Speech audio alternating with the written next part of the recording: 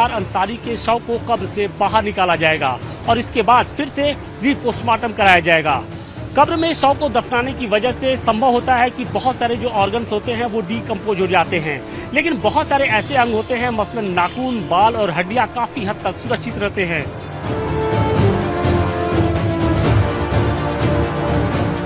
मुख्तार अंसारी की मौत का सच क्या है, इसे लेकर तमाम तरह के सवाल उठ रहे हैं। हालांकि पोस्टमार्टम रिपोर्ट में मुख्तार अंसारी की मौत का कारण हार्ट अटैक बताया गया है, लेकिन उसके परिवार के लोग इस थ्योरी को मान नहीं रहे हैं।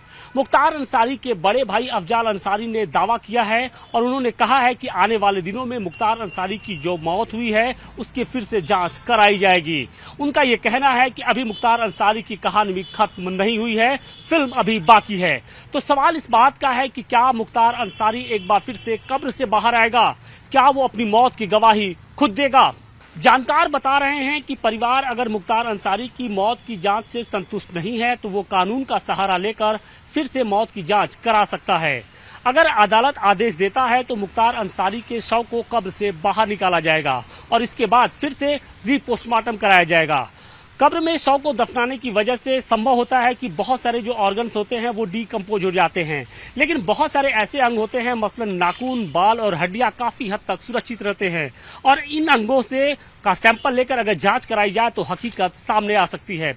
इसके अलावा बीएचयू के फॉरेंसिक एक्सपर्ट ये भी दावा कर रहे हैं कि अगर मुख्तार अंसारी को स्लो पॉइजन दिया गया होगा तो पोस्टमार्टम में ये बात सामने आ सकती है।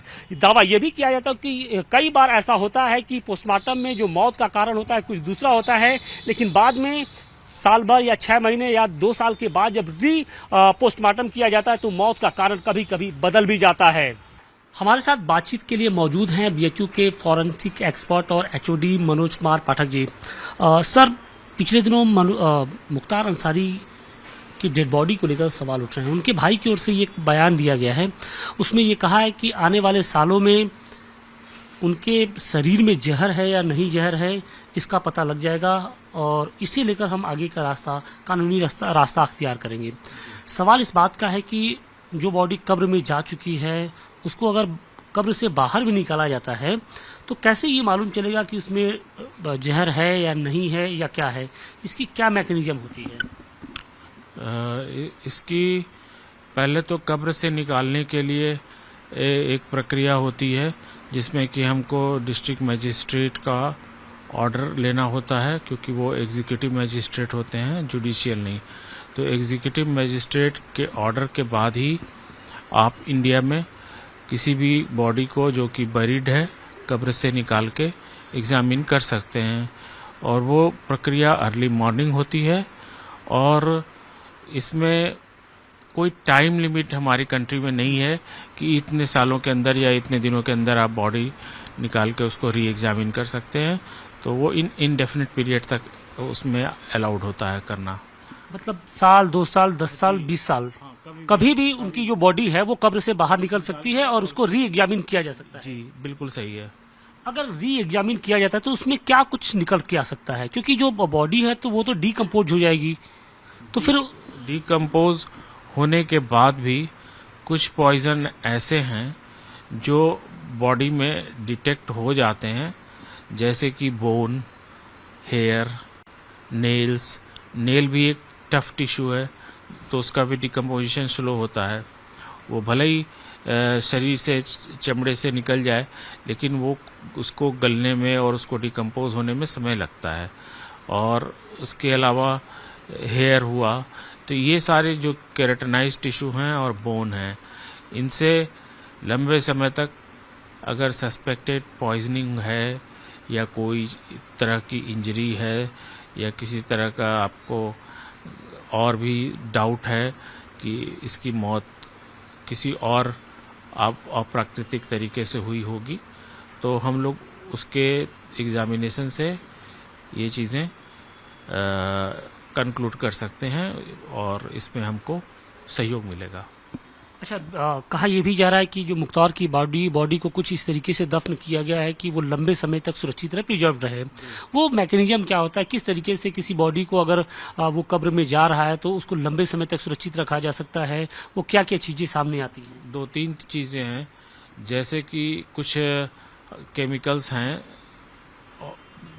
और जो पॉइजन के रूप में भी इस्तेमाल हो सकते हैं, क्योंकि कोई भी पॉइजन और कोई भी ड्रग या केमिकल पॉइजन तब होता है जब उसको फेटल डोज उसकी है या उसकी क्वांटिटी ज़्यादा दी जाए, वरना वो एक दवा की तरह काम करेगी। ज़्यादा डोज होगा तो वो हमारे लिए पॉइजन बन जाता है शरीर में। पॉइजन का यही डेफिनेशन है, वो कोई भी केमिकल सब्सटेंस हो सकता है। तो आपको लगता है कि अगर मान लीजिए 4 साल, 5 साल, 2 साल, 3 साल, जब भी अगर उसकी बॉडी को फिर से कब्र से बाहर निकाला जा सकता है, और जो चीज़ें अंसारी परिवार कह रहा है कि उसके दिमाग में है कि नहीं ये जो डेथ है वो अननेचुरल है, हार्ट अटैक से नहीं है बल्कि इनको पॉइजन दिया गया, तो क्या वो चीज़ें मालूम हो सकती हैं? अवश्य। वो कौन सी विधि है जिसके द्वारा ये मालूम हो सकता है कि नहीं ये जो डेथ हुई है, जो मौत हुई है, वो नेचुरल मौत नहीं है? जैसा कि मैंने अभी जिक्र किया कि ये 3 टिश्यू, हेयर, नेल्स, स्किन, इनको निकाल करके और इनके साथ साथ जहाँ दफन की गई है वहाँ से कुछ मिट्टी का सैंपल भी, सॉइल सैंपल जिसको कहते हैं, कम से कम भी 500 ग्राम, उससे ज़्यादा भी आसपास की मिट्टी कब्र की ली जाती है और उसको फॉरेंसिक साइंस से लेबोरेटरी में टेस्ट किया जाता है, जिसमें कि प्रमुख टेस्ट है एटॉमिक एब्जॉर्प्शन स्पेक्ट्रोफोटोमेट्री। इस टेस्ट में किसी भी सैंपल में, केमिकल में या बॉडी में अगर कोई भी मेटालिक पॉइजन है तो वो डिटेक्ट हो जाता है। और उसकी खास बात है इस प्रक्रिया की कि इसमें न सिर्फ क्वालिटेटिव बल्कि क्वांटिटेटिव एस्टिमेशन भी हो जाता है, यानी पॉइजन कौन सा है ये तो पता चलेगा ही, उसके अलावा कितनी मात्रा में दी गई है ये भी पता चल जाता है। अच्छा, एक चीज और सामने आया कि जब मुख्तार अंसारी ने आरोप लगाया कि 19 तारीख को, मतलब 19 मार्च को उनके खाने में जहर दिया गया, उसके बाद से उनकी तबीयत खराब हो रही थी, तो अगर कोई जहर दिया जाता है तो उसका असर कितने दिनों बाद शुरू होता है? एट ए टाइम शुरू होता है या फिर उसका असर कुछ दिन बाद शुरू हो? दूसरी चीज कि परिवार के लोग ये कह रहे हैं कि 40 दिन पहले भी इस तरीके की चीजें हुई थी, उनको जहर दिया गया था, लेकिन सवाल इस बात का है कि 40 दिनों के बाद क्या जहर असर करेगा, या 19 तारीख को दिया गया और उसका असर होते होते 25 तारीख 26 तारीख हो जाए, तो वो पॉइजन्स के कितने तरह के पॉइजन्स होते हैं और किस तरीके का, अगर ये आरोप लग रहा है तो किस तरीके का वो पॉइजन होगा? इसमें सबसे सही इस प्रश्न का उत्तर होगा कि कुछ पॉइजन आइडियल होमिसाइडल पॉइजन कहलाते हैं। उनकी ये खासियत होती है कि न उनमें टेस्ट होता है, न उसमें स्मेल होता है, न उसमें कोई कलर होता है, और वो इजीली अवेलेबल होते हैं हमारे यहाँ मार्केट में। और सबसे ये बात है कि उसमें डिले डेथ होती है, डिलेड डेथ, मतलब एकाएक मौत नहीं होगी, धीरे धीरे होगी। और पॉइजन का डोज भी आपको एक बार में ज़्यादा नहीं देना है, धीरे धीरे देते रहिए और वो बॉडी में अक्यूमुलेट होता चला जाता है, और उसके द्वारा जो मौत होती है वो मौत एक नेचुरल डिजीज़ के तौर पे दिखती है। लगता है कि जैसे कोई नेचुरल डिजीज़ हुई और उस वजह से उनकी मृत्यु हो गई। जैसे कि एग्जांपल थैलियम, अगर आप लंबे समय तक थैलियम देंगे तो वो जो मौत होगी उस मौत में आपको ये नहीं मिलेगा कि पॉइजन का ट्रेस, बल्कि वो कोई नेचुरल डिजीज की तरह उसमें होगी। जैसे कि थैलियम में होता है बाल झड़ने लगते हैं, आँखों के आगे की पुतली के बाल भी गिरने लगते हैं भौं के, और धीरे धीरे उसमें गुलेनबारी सिंड्रोम टाइप का या न्यूरोपैथी डेवलप होगा और डायरिया होगी, न्यूरोपैथी होगी और उस आदमी की मौत हो जाएगी। For more of such videos, do like, share and subscribe to ET Now Swadesh.